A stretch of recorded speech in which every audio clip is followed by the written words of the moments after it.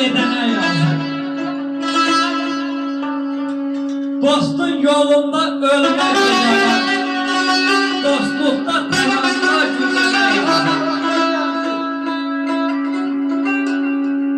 Güclüler güclüye azap vermesin, haksızlar haklıdan önde gitmesin.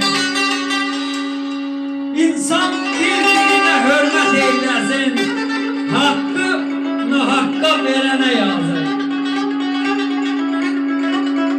Temiz yüreklerde hainlik olmaz,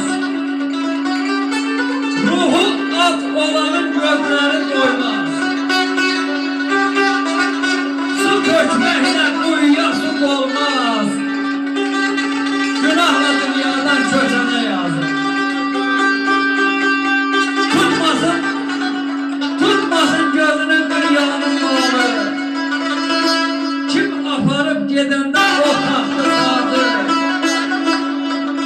Yıldığın ay insan burada kalmalı, ömrü günahla bitene yazık. Buyur ayım oğlum. Sunmayın.